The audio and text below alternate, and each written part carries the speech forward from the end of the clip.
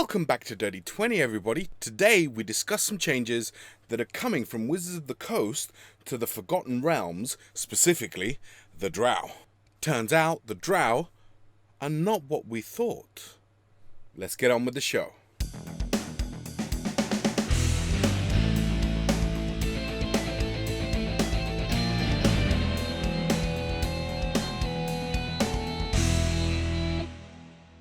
Thank you for joining us, everyone. I just wanted to make a video about some of the changes that Wizards of the Coast are bringing to the Drow in the Forgotten Realms. As always, my go-to for Forgotten Realms lore is Jordan the PH is Silent, and he has made a video discussing some of these things, which you can check, link in the description below. I came across an article from Bell of Lost Souls, another great resource for all things geeky, and this is what I first saw about this. D&D Wizards of the Coast adds 3 new types of Drow, retcons Drow Lore. Deep in the Underdark lies the city of Menzoberranzan, stronghold of the cult of Lolth. This Drow society has become corrupted by the malicious goddess, who teaches them to despise all outsiders.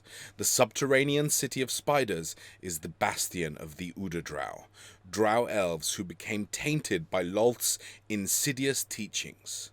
Drow society values ruthlessness, obedience, and a burning hatred of surface dwellers. Menzoberranzan's young warriors raid surface villages, proving their worth by how many elves they destroy. So this has been, for the longest time, the Drow. Everything about them that I just read out to you is exactly what the Drow have always been described as. All the Drow. Except maybe Drizzt, but we'll get to that in a minute. But what Wizards of the Coast seem to want to say is that this is not the case. There are Drow in the Forgotten Realms that do not fit the all Drow are evil trope that we kind of have become accustomed to. So next in the article, you get this part. Far to the north lies Caladay, an Aven Drow enclave built of glittering ice. Few recall its location, and even fewer know the secrets long guarded at its heart. Even as some of their kin followed Lolth down to the Underdark, many Drow elves rejected her, remaining true to their innate integrity. One band ventured north, vanishing from history behind curtains of snow, aurora, and illusion. They became the Aven Drow, or Starlight Elves, a highly secretive clan steeped in powerful magic. The Aven Drow remain untainted by Lolth's influence, and life in Caladay is radically different from that of oppressive Menzoberranzan. Yet, though many would rejoice to see it, almost no one, including the longest-lived elves, can quite remember its existence. And then there's this one, the third one. The teeming southern jungles conceal the Drow elf city of Sakalath, populated by the Loren Drow, dwellers in the endless green. Head far enough south, and one enters the territory of the Loren Drow, or Green Shadow Elves. Far from the Spider Queen and her terrors, the Loren Drow draw their wisdom from their environment, the generosity of earth, the mystery of sky, and the complex harmony of forest. Their verdant city is Sakaleth, place of shade, and it wends between towering trees and chattering rivers. Even the most knowledgeable bard would be hard-pressed to sing its history, and few northern adventurers have ever reached its borders. And I love this. I've actually even kind of tried to do this in some of my campaigns. In my first campaign, I had a NPC character called Talon, who the players kind of got involved with because they were trying to protect him at the request of some people. Now, I based Talon a little bit on the Dalai Lama as someone who comes in and questions things and, you know, doesn't necessarily kind of fit the mindset of most people, and it was a really satisfying character, and it allowed me to bring in Elistray and Drow that are fighting to not be evil, and all of these elements of nuance. Because adding nuance and variety to a group of people just makes them so much more interesting. Now, Wizards of the Coast seem to be going about it in a kind of holistic way, and I'll explain what I mean. So first up, they are bringing out a new video game called Dark Alliance. It's coming out at the end of June 2021, and this is a kind of brawler RPG in the style of I would say God of War or something like that. But it's still D&D, so there's a party. Now it's based all around Drizzt, who's just a fantastic character, and it looks like it's going to be a really, really fun game, because it also has like his classic companions, the barbarian, the archer, and the dwarf, who's kind of their adopted father and stuff like that. So it looks really, really cool. And alongside that, R.A. Salvatore has written a new novel that's coming out in August 2021. It's called Starlight Enclave, and it is again centered around Drizzt, and Jarlaxle Bainray is also kind of a big player in the story. So if you haven't yet, please go over and check out our videos on Drizzt and Jarlaxle. They're two of my favorite kind of legendary NPCs that Jarlaxle I've used several times. Drizzt, I've kind of been wanting to, but haven't quite got there yet.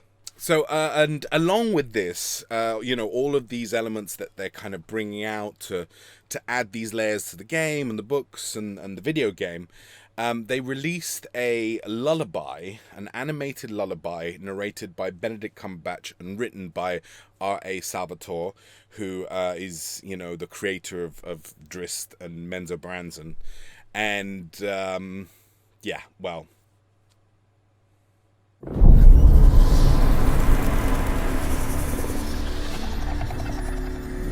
Sleep quiet, my child, my little drow. Your dreams invite tranquility now. Cast in this cavern, stone walls so secure.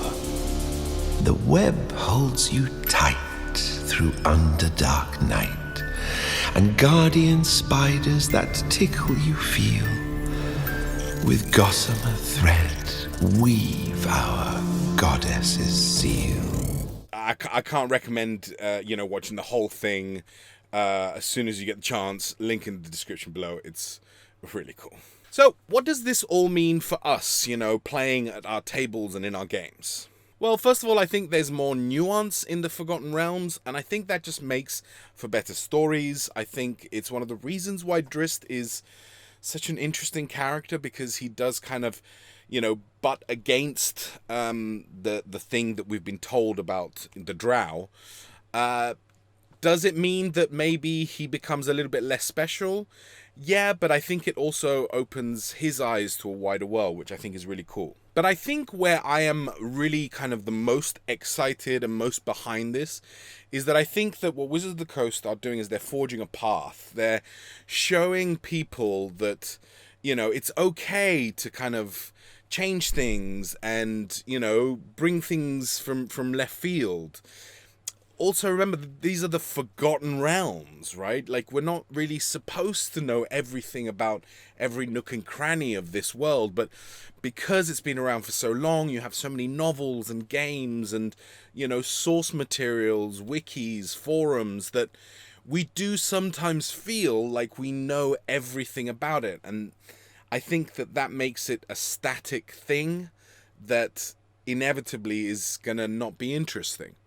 So, again, what are they doing? They're forging a path. They're saying to you, look, you may have been playing in your homebrew world for decades, but it's okay to kind of look at things again. Like, go in and add something that will make, you know, an element of the lore in your homebrew world more interesting, it's okay to do that. Essentially, they're kind of giving us permission to do that in our games. Some, I'm certain, will not like this and say that they like the Drow the way they are. And to them, I say rock on. That's your world. That's where you want to play. Your group wants to play in that. You know, I think that there's no problem with that. But to those of us who like nuance in our good guys, in our heroes, we also kind of want that in our villains as well. And I, for one, am 100% behind that. So there we have it, lovely people. Thank you so much for watching this video. What are your thoughts on these developments? Do you prefer the Drow just as they are? Which of the new types of Drow do you like the most? And what other ones could you come up with? I think that's one of the exciting things, right? They've released essentially 2 new ones. What if there's other ones, right? Thank you so much for watching. Please like, comment, share this video with your friends, and as always, keep slaying.